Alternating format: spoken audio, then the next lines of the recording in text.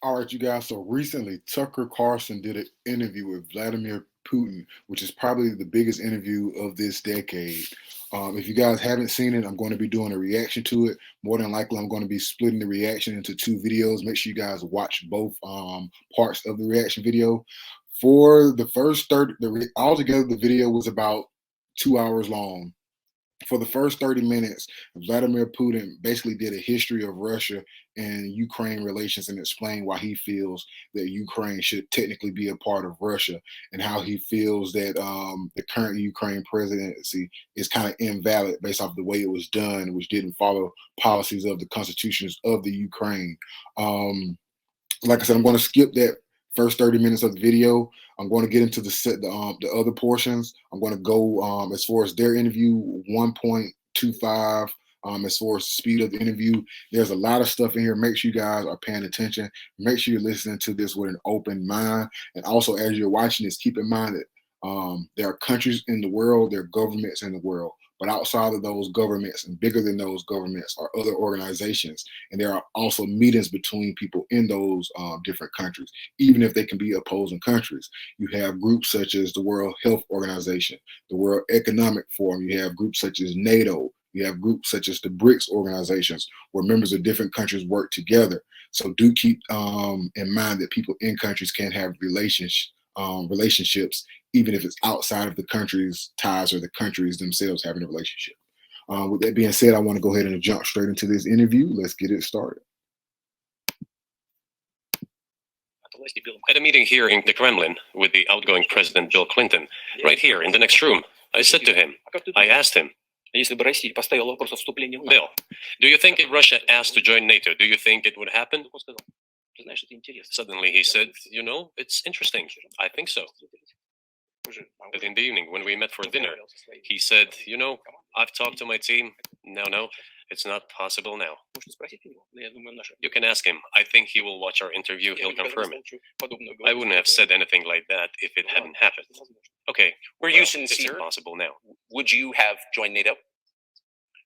Look, I asked the question, is it possible or not? And the answer I got was no. If I was insincere in my desire to find out what the leadership position was... But if he had said yes, would you have joined NATO? If he had said yes, the process of rapprochement would have commenced, and eventually it might have happened if we had seen some sincere wish on the other side of our partners. But it didn't happen. Well, no means no. Okay, fine. Why do you think? All right, so basically Putin right there just said that at one point in time, he and Russia, they kind of, for the most part, wanted to join NATO. They wanted to form alliances with the United States. But for whatever those alliances were rejected. He's going to talk about it later in the video. But he said that basically in the past, he tried to talk to U.S. presidents and U.S. leaderships about starting deals to strengthen the relationship between the U.S. and Russia. But for whatever reason, it seems like after speaking with the leadership, the ideas of the leadership would change based off of what the people around the leadership would do or were expected to do. Like I said, he's going to get into that, but let's keep it going. That is just to get to motive. I know you're clearly bitter about it. I understand, but why do you think the West rebuffed you then? Why the hostility? Why did the end of the Cold War not fix the relationship? What motivates this from your point of view? You said I was bitter about the answer. No, it's not bitterness. It's just a statement of fact. We're not bride and groom, bitterness, resentment. It's not about those kind of matters in such circumstances. We just realized we weren't welcome there, that's all. Okay, fine. But let's build relations in another manner. Let's look for common ground elsewhere. Why we received such a negative response, you should ask your leaders. I can only guess why. Too big a country with its own opinion and so on. And the United States, I have seen how issues are being resolved in NATO. I will give you another example now concerning Ukraine. The US leadership exerts pressure, and all NATO members obediently vote, even if they do not like something. Now, I'll tell you what happened in this regard with Ukraine in 2008, although it's being discussed. I'm not going to open a secret to you, say anything new. Nevertheless, after that we tried to build relations in different ways. For example, the events in the Middle East, in Iraq. We were building relations with the United States in a very soft, prudent, cautious manner. I repeatedly raised the issue that the United States should not support separatism or terrorism in the North Caucasus, but they continue to do it anyway. And political support, information support, financial support, even military support came from the United States and its satellites for terrorist groups in the Caucasus. I once raised this issue with my colleague, also the President of the United States. He says, "It's impossible. Do you have proof?" I said, "Yes." I was prepared for this conversation, and I gave him that proof. He looked at it, and you know what he said? "I apologize, but that's what happened." I'll quote. He says, "Well, I'm gonna kick their ass." We waited and waited for some response. There was no reply. I said to the FSB director, "Write to the CIA, what is the result of the conversation with President?" He wrote once, twice, and then we got a reply. We have the answer in the archive. The CIA replied, "We have been working with the opposition in Russia. We believe that this is the right thing to do, and we will keep on doing it." All right, so basically there were some attacks on Russia and according to Putin, they found out that those attacks were being funded and supported by the United States. They basically he talked to the president of the United States at the time, and he was told that they would do something about it. He said that basically after nothing was done, he basically asked the CIA, "Hey, why is nothing being done?" Which basically shows me that he believes that the United States has close ties with the CIA. He asked the CIA why was nothing done, and after not hearing anything, the CIA basically told him that it was in their best interest to attack Russia. So I would assume that Putin would have took that as the United States was going to stop funding or stop supporting the people that were attacking Russia. But due to the CIA wanting to do it, the United States is basically not going to do anything about it and basically reneging on what they told Putin because the CIA supports what they're doing and what's happening to the people in Russia or the terrorist groups and what they're doing to Russia. Just ridiculous. Well, okay, we realized that it was out of the question. Forces in opposition to you. So you're saying the CIA is trying to overthrow your government. Of course, they meant in that particular case the separatists, the terrorists who fought with us in the Caucasus. That's who they call the opposition. This is the second point. The third moment is a very important one. Is the moment when the US missile defense system was created. The beginning. We persuaded for a long time not to do it in the United States. Moreover, after I was invited by Bush Jr.'s father, Bush Sr., to visit his place on the ocean, I had a very serious conversation with President Bush and his team. I proposed that the United States, Russia, and Europe jointly create a missile defense system that, we believe, if created unilaterally, threatens our security, despite the fact that the United States officially said that it was being created against a missile threat from Iran. That was the justification for the deployment of the missile defense system. I suggested working together, Russia, the United States, and Europe. They said it was very interesting. They asked me, "Are you serious?" I said, "Absolutely." Let me ask, what year was this? I don't remember. It is easy to find out on the internet when I was in the USA at the invitation of Bush Sr. It is even easier to learn from someone I'm going to tell you about. I was told it was very interesting. I said, just imagine if we could tackle such a global strategic security challenge together. The world will change. We'll probably have disputes, probably economic and even political ones, but we could drastically change the situation in the world. He says yes, and asks, "Are you serious?" I said, "Of course. We need to think about it." So I said, "Go ahead, please." Then Secretary of Defense Gates, former director of CIA, and Secretary of State Rice came in here, in this cabinet, right here at this table. They sat on this table. Me, the foreign minister, the Russian defense minister on that side. They said to me, "Yes, we have thought about it. We agree." I said, "Thank God, great, but with some exceptions." So twice you've described US presidents making decisions and then being undercut by their agency heads. So it sounds like you're describing a system that's not run by the people who are elected in your telling. That's right. That's right. In the end, they just told us to get lost. I'm not going to tell you the details because I think it's incorrect. After all, it was confidential conversation. But our proposal was declined. That's a fact. It was right then when I said, Look, but then we will be forced to take countermeasures. We will create such strike systems that will certainly overcome missile defense systems. Oh, okay. Like I said, this is crazy. Now, you're never gonna hear this on mainstream media. Putin basically said that we tried to work with the United States and Europe. They basically X'd us out, and after them Xing us out, we had no choice but to create our own defense system. But we definitely wanted to work with them first, as in with the United States and Europe. Not only did we want to work with the United States, this is what Putin is saying.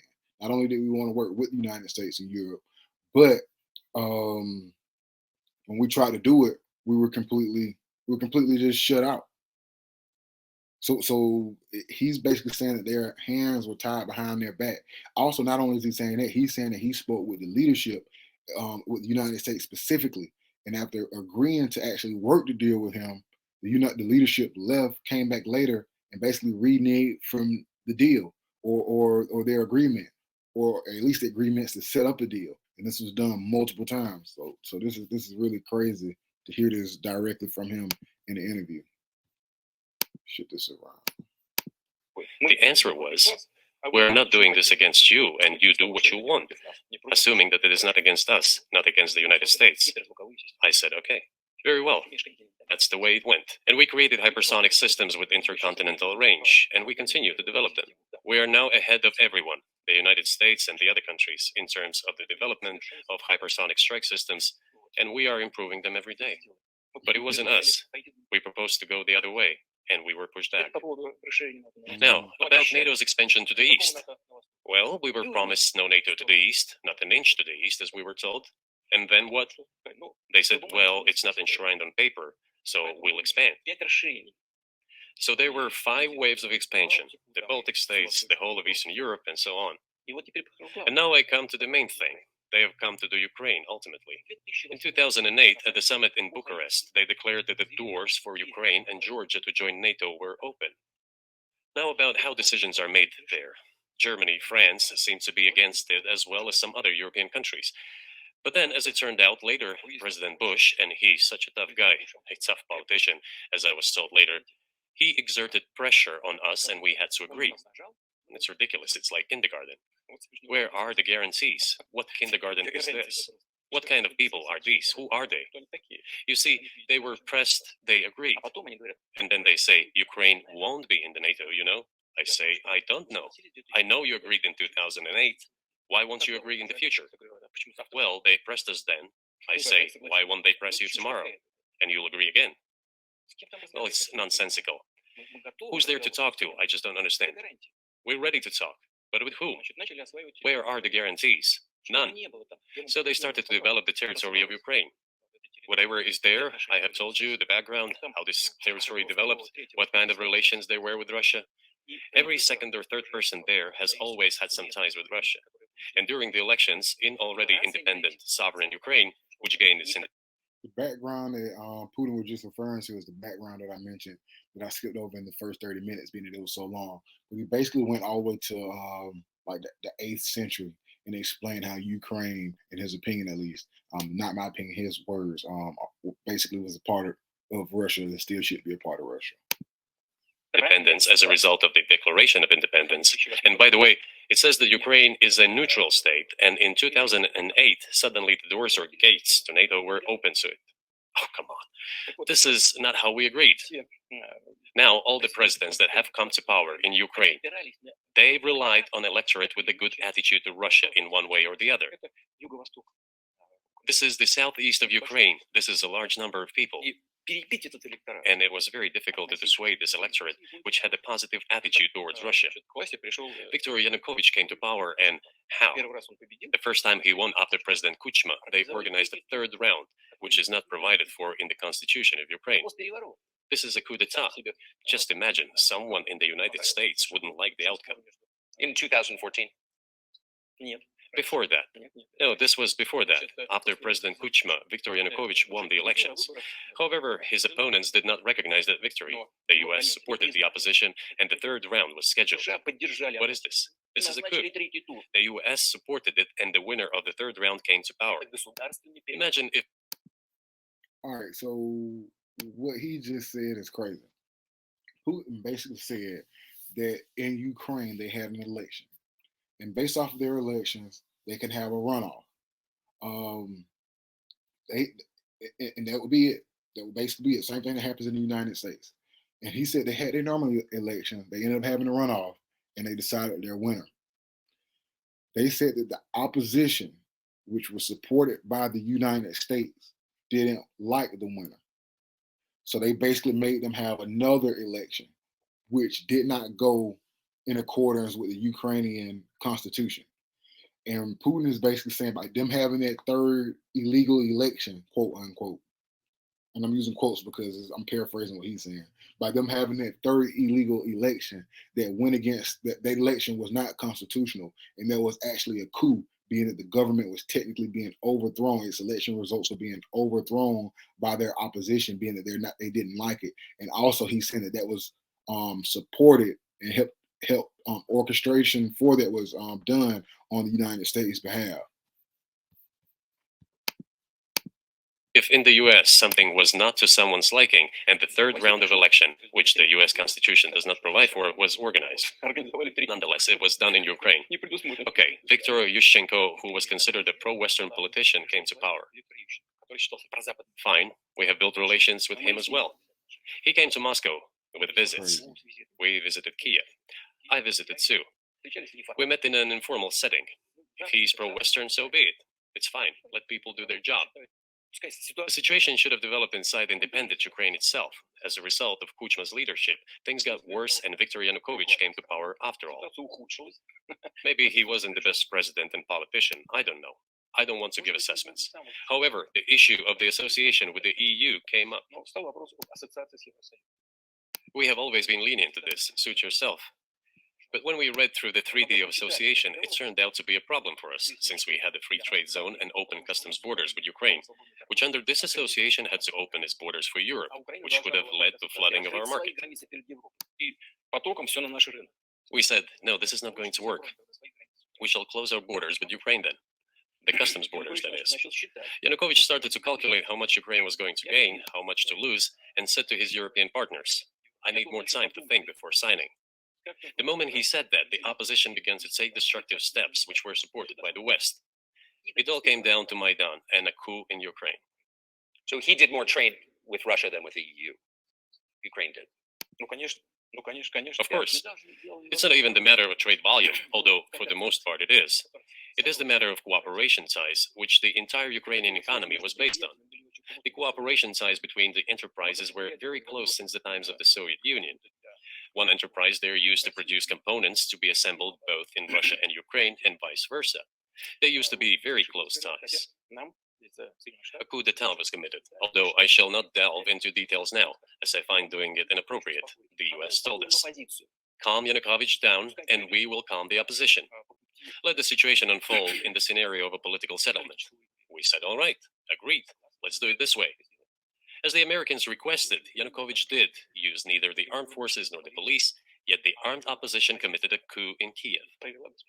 What is that supposed to mean? Who do you think you are? I wanted to ask the then US leadership. With the backing of whom? With the backing of CIA, of course. The organization you wanted to join back in the day, as I understand. Okay, so basically, Tucker Carlson took a shot at him, and Putin just took a shot back. But he just said that the CIA is back in the United States based off U.S. leadership, based off what was just said. And he also just stated that at one point in time, Tucker Carlson wanted to join the CIA. I find it interesting that that Putin would have that information, how he got that information, and that Tucker Carlson isn't really responding to it or saying anything about it at all, which is great for him as an interviewer, but it just it's kind of weird and kind of interesting to see him in that moment. We should thank God they didn't let you in, although it is a serious organization. I understand. My former vis-a-vis in the sense that I served in the first main directorate, Soviet Union's intelligence service. They have always been our opponents. A job is a job. Technically, they did everything right. They achieved their goal of changing the government. However, from political standpoint, it was a colossal mistake. Surely it was political leadership's miscalculation. They should have seen what it would evolve into. So in 2008, the doors of NATO were open for Ukraine. In 2014, there was a coup. They started persecuting those who did not accept the coup, and it was indeed a coup. They created a threat to Crimea, which we had to take under our protection. They launched a war in Donbass in 2014 with the use of aircraft and artillery against civilians. This is when it all started. There's a video of aircraft attacking Donetsk from above. They launched a large-scale military operation, then another one. When they failed, they started to prepare the next one. All this against the background of military development of this territory and opening of NATO's doors. How could we not express concern over what was happening? From our side, this would have been a culpable negligence. That's what it would have been. It's just that the US political leadership pushed us to the line we could not cross, because doing so could have ruined Russia itself. Besides, we could not leave our brothers in faith, in fact, a part of Russian people, in the face of this war machine. What was but that was 8 years before the current conflict started. So what was the trigger for you? What was the moment where you decided you had to do this? Спровоцировал конфликт изначально. Initially, it was the coup in Ukraine that provoked the conflict. By the way, back then the representatives of 3 European countries, Germany, Poland, and France, arrived. They were the guarantors of the signed agreement between the government of Yanukovych and the opposition. They signed it as guarantors. Despite that, the opposition committed a coup, and all these countries pretended that they didn't remember that they were guarantors of the peaceful settlement. They just threw it in the stove right away, and nobody recalls that.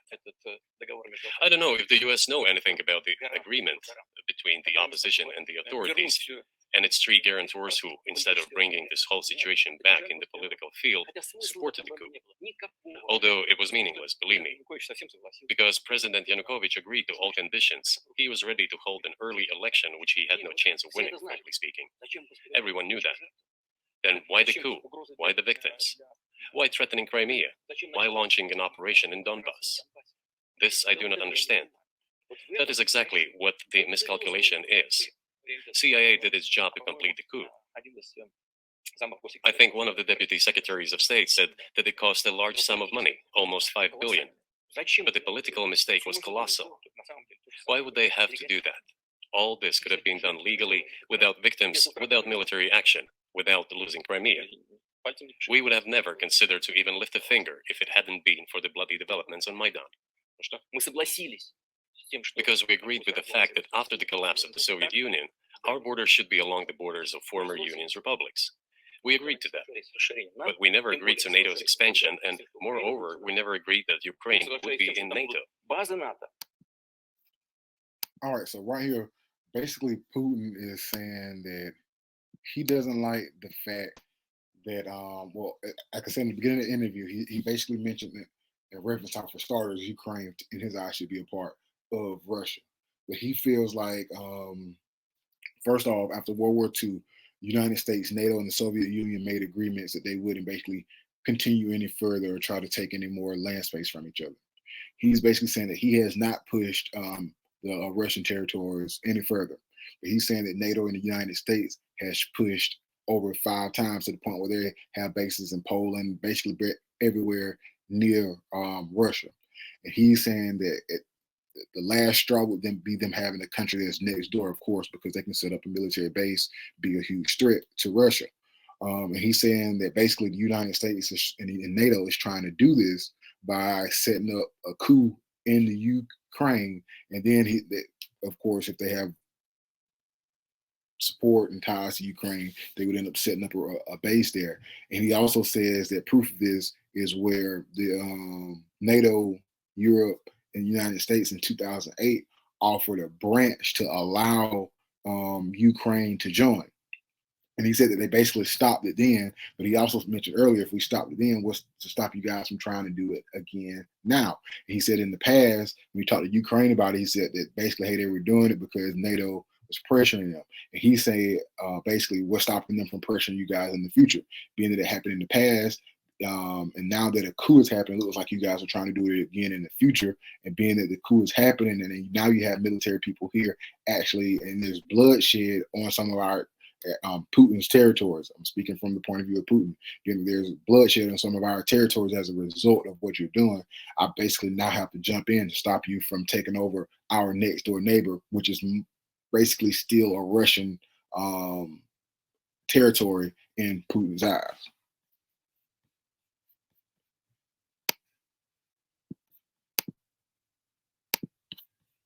Без всяких разговоров с нами. We did not agree to NATO bases there without any discussion with us.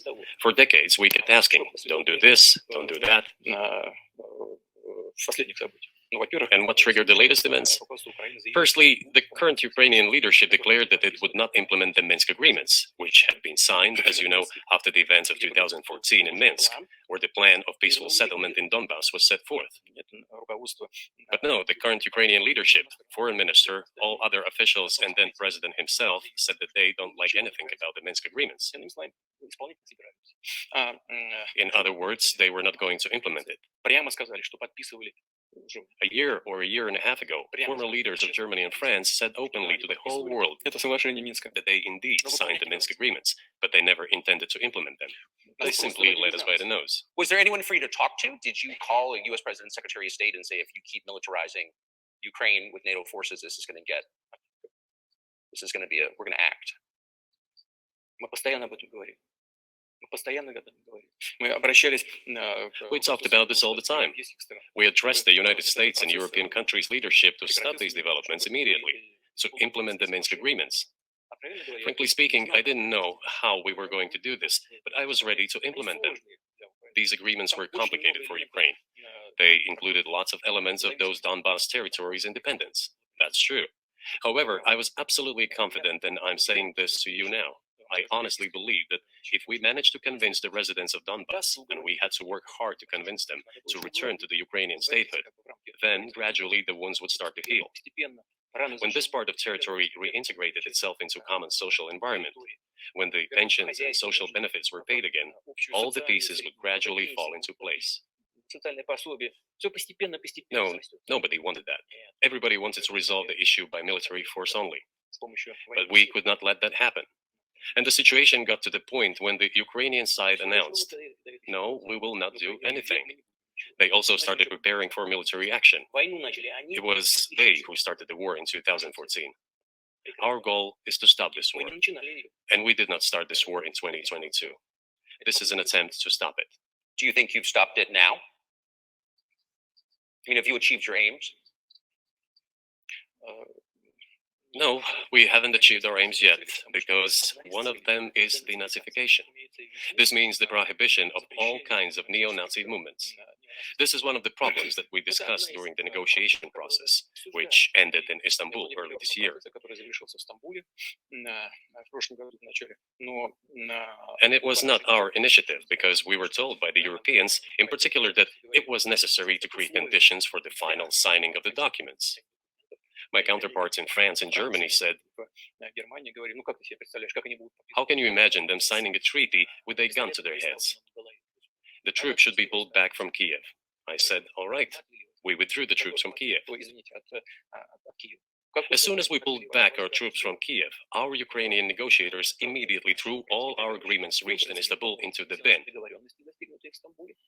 and got prepared for a long-standing armed confrontation with the help of the United States and its satellites in Europe.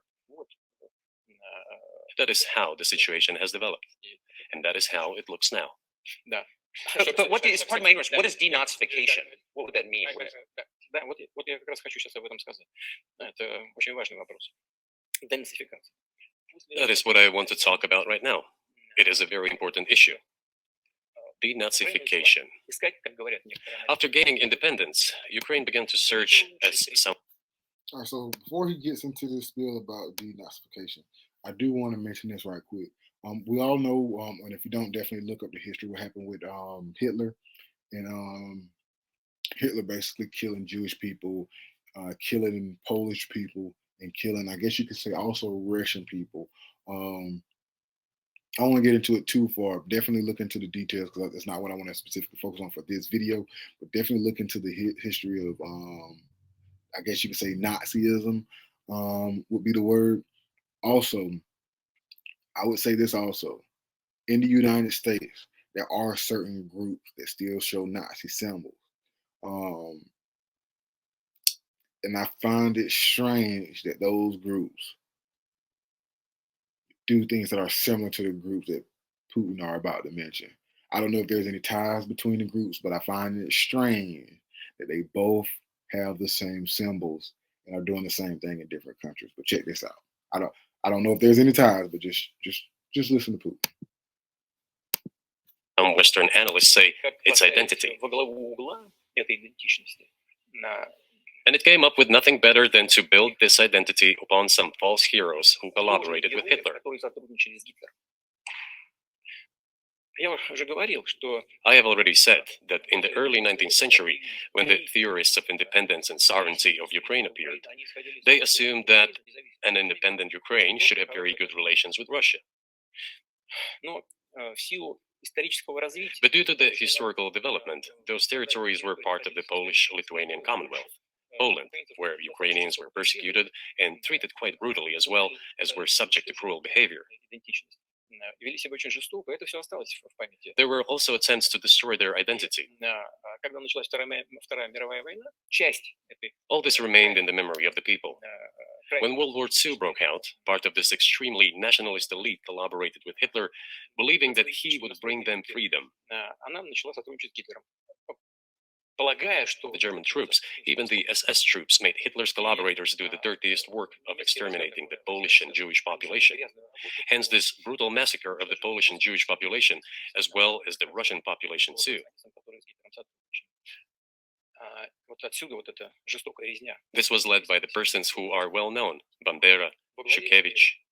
It was those people who were made national heroes. That is the problem.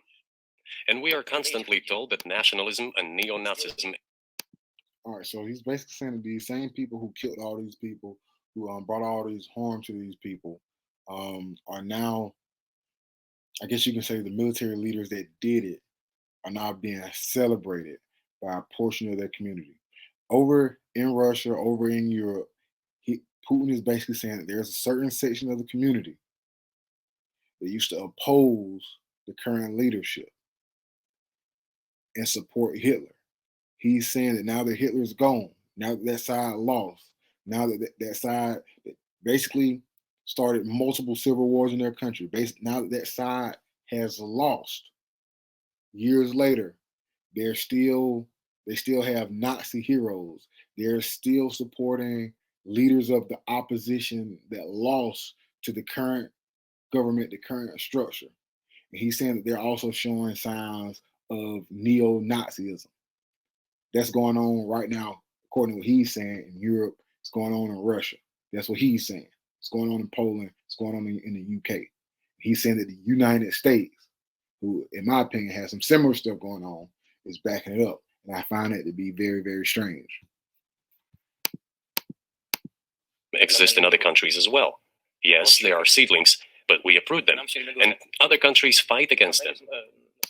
But Ukraine is not the case. These people have been made into national heroes in Ukraine. Monuments to those people have been erected.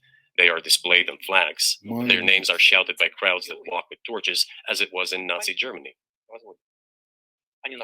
Stone Mountain. These were people who exterminated Poles, Jews, and Russians.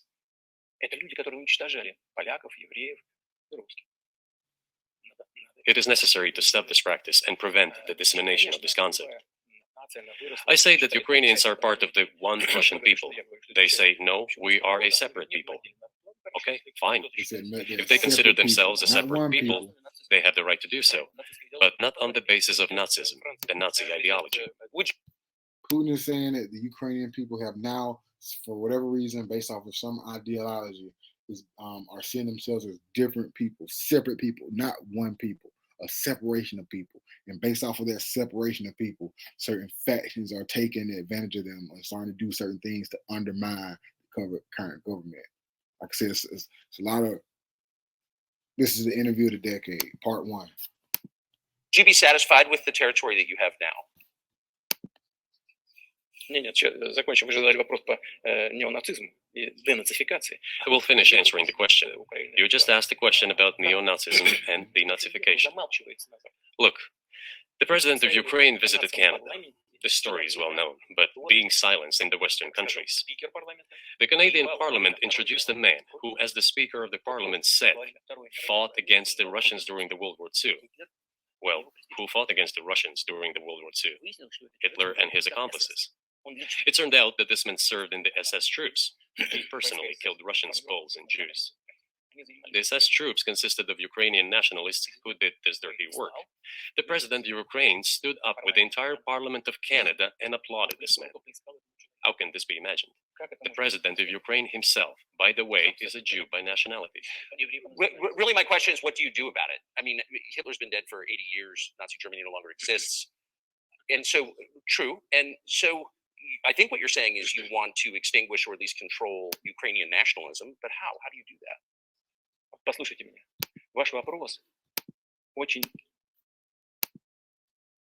Okay, so Putin basically just said in Canada, they brought up a guy who basically was a friend of Hitler and basically applauded this guy for what they did to Russia, being that they were opposition of Russia. Putin is saying that this guy was a friend of Hitler. They're basically applauding him, and that's a problem. I think the whole world would agree that that's a problem. In response to that, Tucker Carlson is saying, well, that was a long time ago. It doesn't mean anything now. For me, that would strike a nerve. That's almost saying that the Holocaust was so long ago that it didn't mean anything. I, as a black person, I take offense to that. That's just like saying slavery or any type of other mistreatment wouldn't mean anything because it's been a long time ago. That's crazy to me that Tucker Carlson would say that. But I do want to see how Putin is going to respond to that. My fault, y'all. Тонкий. Listen to me. Your question is very subtle, and I can tell you what I think. Do not take offense. Of course. Он, казалось бы, тонкий. Он очень противный, этот вопрос. This question appears to be subtle. It is quite pesky. Значит, You say Hitler has been dead for so many years, 80 years. But his example lives on. People who exterminated Jews, Russians, and Poles are alive. And the president, the current president of today's Ukraine, applauds him in the Canadian Parliament. Gives a standing ovation. Can we say that we have completely uprooted this ideology if what we see is happening today? That is what de-nazification is in our understanding. We have to get rid of those people who maintain this concept and support this practice and try to preserve it. That is what de-nazification is. That is what we mean. Right. My question was a little more specific. It was, of course, not a defense of Nazis, neo or otherwise. It was a practical question. You don't control the entire country. You don't control Kiev. You don't seem like you want to. So how do you eliminate a culture or an ideology or feelings or a view of history in a country that you don't control? What do you do about that? А вы знаете, как вам не покажется странным, в ходе переговоров в Стамбуле... You know, as strange as it may seem to you, during the negotiations in Istanbul, we did agree that we have it all in writing. Neo-Nazism would not be cultivated in Ukraine, including that it would be prohibited at the legislative level. Mr. Carlson, we agreed on that. Got receipts. This, it turns out, can be done during the negotiation process. And there's nothing humiliating for Ukraine as a modern civilized state. Is any state allowed to promote Nazism? It is not, is it? That is it. The same way we would feel about communism or Nazism. Will there be talks, and why haven't there been near the talks United States about resolving the conflict in Ukraine? Peace talks. Они были. At least communism, Nazism is kind of like. Дошли до очень высокой стадии согласования Really позиций. looking between They have been. They reached a very high stage of coordination of positions in a complex process, but still they were almost finalized. But after we withdrew our troops from Kiev, as I have already said, the other side threw away all these agreements and obeyed the instructions of Western countries, European countries, and the United States to fight Russia to the bitter end. Moreover, the president of Ukraine has legislated a ban on negotiating with Russia. He signed a decree forbidding everyone to negotiate with Russia. But how are we going to negotiate if he forbade himself and everyone to do this? We know that he is putting forward some ideas about this settlement, but in order to agree on something, we need to have a dialogue. Is that not right? Well, but you wouldn't be speaking to the Ukrainian president. You'd be speaking to the American president. When was the last time you spoke to Joe Biden? I Why would he cannot need to speak to remember when Joe I talked to Biden about him. Ukraine? I do not remember. We can look it up. You don't remember? No. Why? Do I have to remember everything? I have my own things to do. We have domestic political affairs. Well, he's funding the war that you're fighting, so I would think that would be memorable. Ну да, он финансирует. Well, yes, he funds, but I talked to him before the special military operation, of course. And I said to him then, by the way, I will not go into details, I never do, Tucker but I Carlson said to basically him just then, agreed that I the US believe that you funds are making a what's going huge on in mistake of Ukraine. historic proportions by supporting everything that is happening there, in Ukraine, by pushing Russia away. I told him repeatedly, by the way. I think that would be correct if I stop here. What did he say? Ask him, please. It is easier for you. You are a citizen of the United States. Go and ask him. It is not appropriate for me to comment on our conversation. But you haven't spoken to him since before February of 2022. Нет. Ну, у нас есть- No, we haven't spoken. Кстати говоря, Certain contacts are being maintained, though. Speaking of which, мое предложение... do you remember what I told you about my proposal to work together on? Hold on. So Tucker Carlson, he asked him when the last time they spoke. He already knew the last time they spoke, number one. And also, based off of this, within the past 2 years, Biden has not directly spoke to Putin. Putin said that they have basically been reaching out to each other intermediaries. Mind you, I told you guys at the beginning of this video that multiple government leaders are part of other organizations outside of with ties outside of those direct countries having specific ties. So these people see each other in places outside of the country. They're part of other groups together. So they do have the means to speak. They do have other contacts. They do have mutual friends, and they're all technically colleagues within the world. But Putin is basically saying that he has not talked to Biden basically within the last 2 years. There's so much going on with BRICS. There's so much going on with China. There's so much going on with Russia. So much going on in the Middle East. I'm surprised that Biden hasn't tried to reach out or responded to Putin. And based off of what I'm hearing, Putin seems like the guy with there to try to at least reach out and talk to you. As a matter of fact, he said he reached out to Biden and U.S. administration about what was going on in the Ukraine and them not meddling multiple times before the quote unquote war started in 2022. I guess they just haven't spoke since then, which is crazy. A missile defense system? Yes. Да. Вот можно спросить у всех. Они You же can ask all of them. здоровы. All of them are safe and sound, thank God. Бывший президент. The former president, Condoleezza, is safe and sound, and I think Mr. Gates and the current director of the intelligence agency, Mr. Burns, the then ambassador to Russia, in my opinion, are very Yes. successful ambassador. Они все свидетели. They were all witnesses to these conversations. Ask them. Same here. If you are interested in what Mr. President Biden responded to me, ask him. At any rate, I talked to him about it. I'm definitely interested, but from the outside, it seems like this could devolve or evolve into something that brings the entire world into conflict and could initiate a nuclear launch. And so, why don't you just call Biden and say, "Let's work this out"? А что решить? Все очень... What's there to work out? It's very simple. I repeat, Есть контакты по линии там различных. we have contacts through various agencies. Я вам скажу, что мы говорим. I will tell you what we are saying on this matter and what we are conveying to the US leadership. If you really want to stop fighting, you need to stop supplying weapons. It will be over within a few weeks. That's it. And then we can agree on some terms. Before you do that, stop. What's easier? All right, so Putin's basically saying, hey, the Ukraine is ours. If you want to negotiate on things, basically stop trying to take over Ukraine. Once you stop taking over Ukraine, we can sit back, sketch out some deals. Why would I call him? What should I talk to him about? Or beg him for what? And what messages do you get back? Такое-то оружие на Украину. You're going to deliver such and such weapons to Ukraine? Oh, I'm afraid. Please don't. What is there to talk about? Do you think NATO is worried about this becoming a global war or a nuclear conflict? At least that's what they're talking about.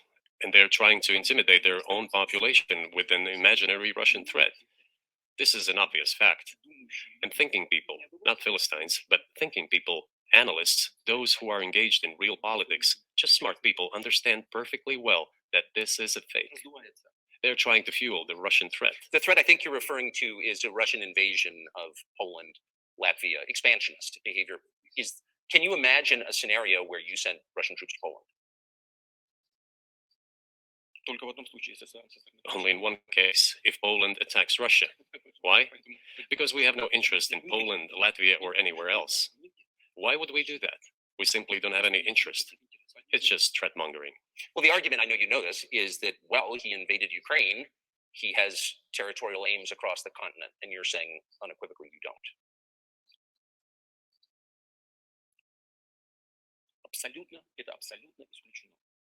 It is absolutely out of the question. You just don't have to be any kind of analyst. It goes against common sense to get involved in some kind of a global war. And a global war will bring all humanity to the brink of destruction. It's obvious. There are certainly means of deterrence. They have been scaring everyone, with us all along. Tomorrow Russia will use tactical nuclear weapons. Tomorrow Russia will use that. No, the day after tomorrow. So what? In order to extort additional money from US taxpayers and European taxpayers in the confrontation with Russia, in the Ukrainian theater of war. The goal is to weaken Russia as much as possible. All right. So basically, Tucker Carlson just brought up that the United States, NATO, Europe has basically been saying that if Russia is to get Ukraine back, they would try to take over other places, Poland, etc. Putin is saying, hey, we have no interest in taking over Poland. We just want Ukraine, which is based off what he said at the beginning of the interview. He just said the Ukraine is theirs. They don't want NATO next door. They don't want NATO to be neighboring. So they don't want anything happening in Ukraine. They just want to take Ukraine back. United States, everybody's been saying, hey, if they give you Ukraine back or leave you guys alone with Ukraine, which Putin is saying that he's entitled to anyway, you guys are going to come and attack Poland, move forward and try to expand your border. Putin is saying, no, we have no plans of doing that. What kind of country would do that? They would basically start a universal war. What kind of place would do that? Also, earlier he said, basically the only people that are doing it is NATO, who have extended 5 times towards Russia, which is basically starting conflict. Not necessarily I'm saying that they're starting a world war, but they are starting a global conflict by attempting to do that. So in my opinion, I'm not saying that I'm right, it's just based off the information that I know about, based off what I've heard and based off what I'm hearing Putin say, it seems like Putin has a very, very, very valid point. Our senior United States senators from the state of New York, Chuck Schumer, said yesterday, I believe, that we have to continue to fund the Ukrainian effort, or U.S. soldiers, citizens could wind up fighting there. How do you assess that?